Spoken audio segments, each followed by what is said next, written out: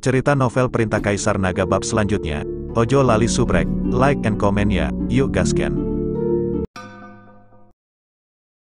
Bab 4094 sampai 4096. Guru sedang berlatih di sini. Saya telah belajar secara diam-diam selama ratusan tahun. Untungnya, guru baik hati dan tahu bahwa saya belajar secara diam-diam. Alih-alih menyalahkan saya, dia menerima saya sebagai muridnya. Kalau tidak, aku tidak akan bisa berubah menjadi manusia. Paling-paling, aku hanya akan menjadi iblis tikus. Aku tidak tahu kapan aku akan dipukuli sampai mati.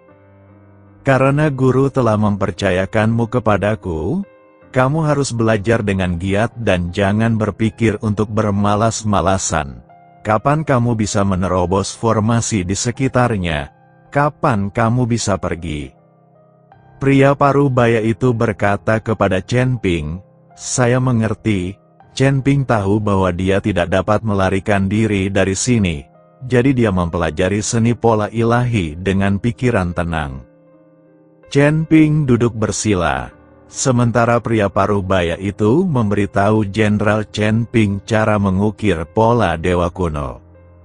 Mendengarkan narasi kakak laki-lakinya, Chen Ping perlahan menemukan bahwa pola ketuhanan kuno ini berbeda dari pola formasi biasa.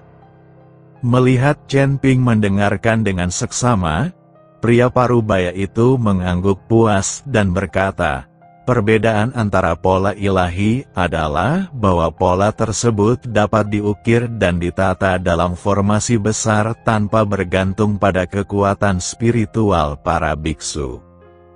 Orang awam memahami seni pola ketuhanan dan juga bisa menggambarnya.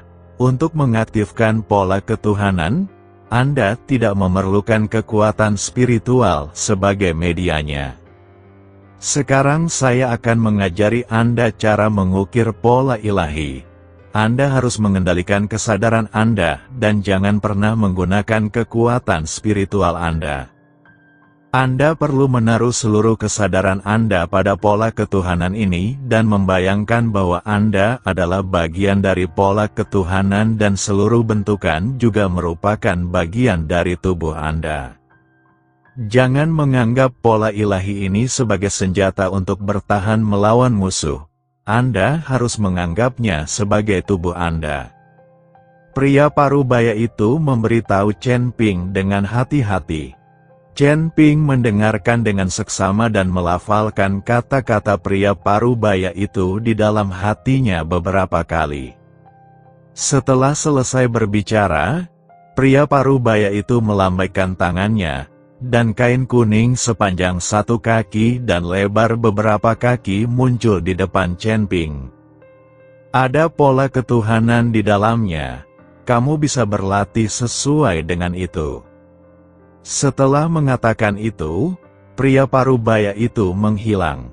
Dia menghilang, berubah kembali menjadi tikus putih kecil, dan kemudian meninggalkan rumah jerami sambil mencicit.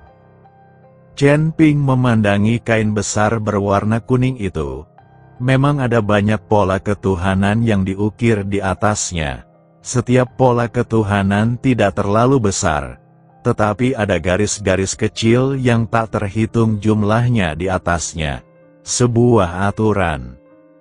Chen Ping memperhatikan dengan cermat, dan semakin dia melihat, dia menjadi semakin ketakutan, karena dia menemukan bahwa setiap pola ilahi adalah sebuah formasi, dan pola ilahi pada seluruh kain kuning adalah formasi yang lebih besar.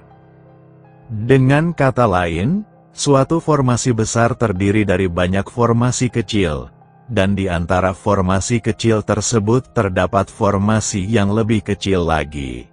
Jika formasi itu dipatahkan, itu akan lebih sulit daripada naik ke langit. Kompleksitas pola ketuhanan berada di luar psikologi Chen Ping, tetapi Chen Ping tidak berniat menyerah. Mengikuti pola formasi pada kain kuning, Chen Ping mulai mengukirnya perlahan.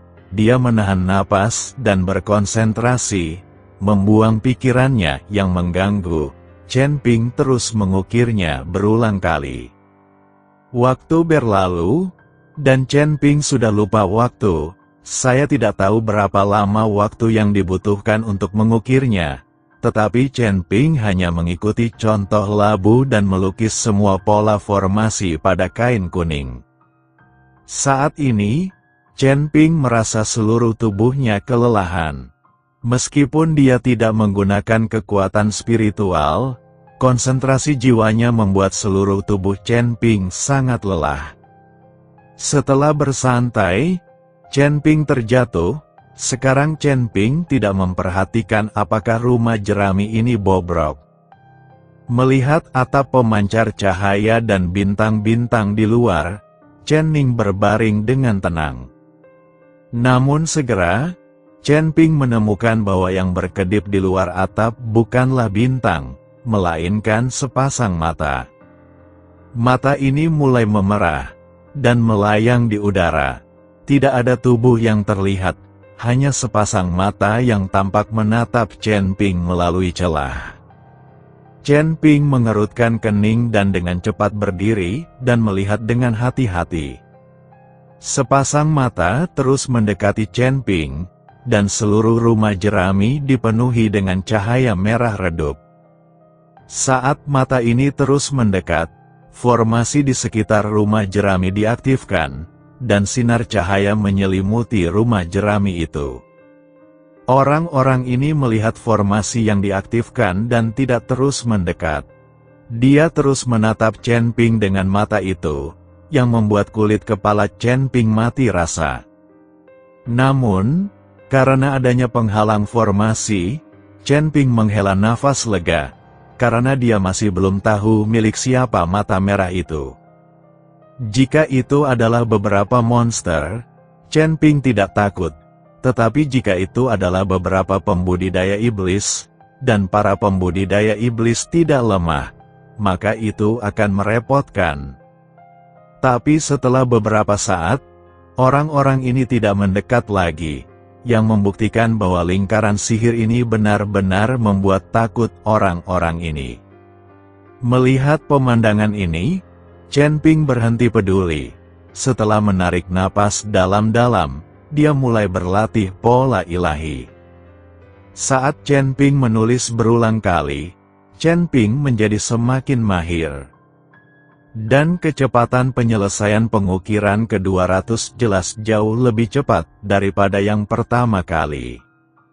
Chen Ping tidak hanya harus berkonsentrasi saat ini, tetapi juga harus menanggung kesepian. Banyak orang akan menjadi gila jika melakukan hal yang sama berulang kali. Saya tidak tahu berapa kali dia mengukirnya, dan saya tidak tahu berapa hari dan malam berlalu. Ketika Chen Ping selesai mengukir pola dewa, dalam satu tarikan napas lagi, tikus putih kecil itu muncul lagi. Adik laki-laki, bagaimana perasaanmu? Pria parubaya yang berubah menjadi tikus putih bertanya pada Chen Ping. Untungnya, saya jauh lebih mahir. Chen Ping tersenyum sedikit, tetapi kemudian bertanya, saudaraku, ketika saya sedang mengukir pola formasi, saya menemukan sepasang mata merah di luar, menatap saya dengan cermat. Kakak senior, tahukah kamu apa itu? Ketika pria parubaya mendengar ini, dia sedikit mengernyit, tetapi dia segera santai dan berkata, adik laki-laki, jangan takut, dengan perlindungan formasi, tidak ada yang bisa menerobos. Kamu hanya perlu khawatir tentang mengukirnya, pola formasi. Ngomong-ngomong, guru memintaku untuk membawakanmu 2 rumput penenang jiwa. Ini dapat membantu Anda memadatkan jiwa Anda dan bagus untuk mengukir pola formasi.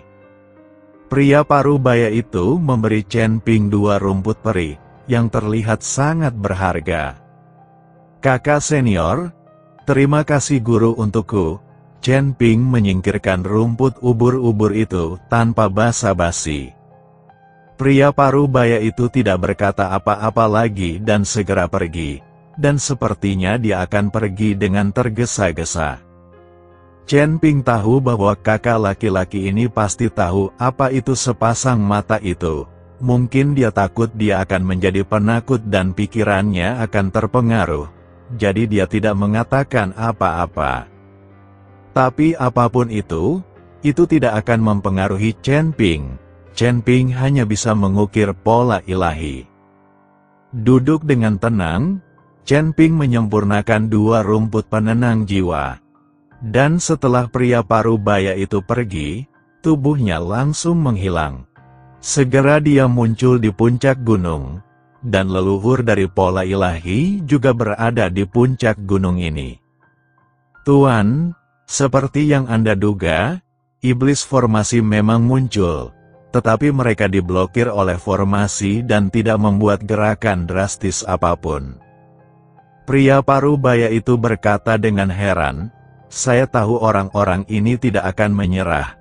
Kita tidak boleh membiarkan orang-orang ini melarikan diri kali ini," kata leluhur Shen Wen dengan senyum tipis di wajahnya.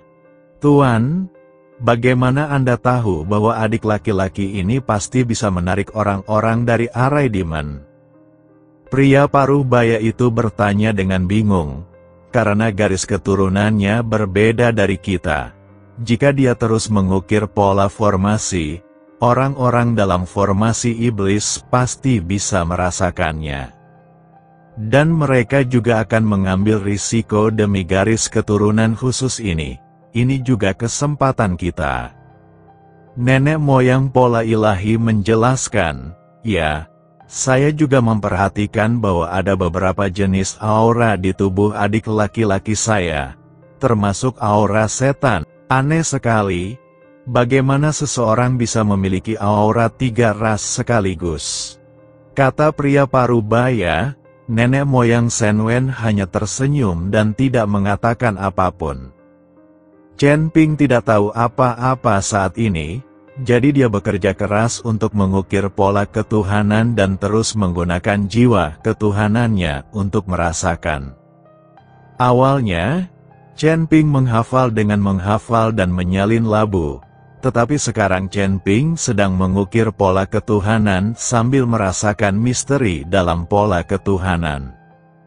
Dia tahu bahwa ketika dia bergabung dengan pola ketuhanannya akan berhasil. Tapi Chen Ping tidak tahu kapan dia akan berhasil, jadi dia hanya bisa melipat gandakan usahanya. Dia tidak bisa terjebak di tempat ini terlalu lama, masih banyak yang harus dia lakukan. Terlebih lagi, Bai Qian dan Huo Feng sama-sama diusir dari kota Huhuang dan pergi ke wilayah barat. Bagaimana jika mereka dalam bahaya?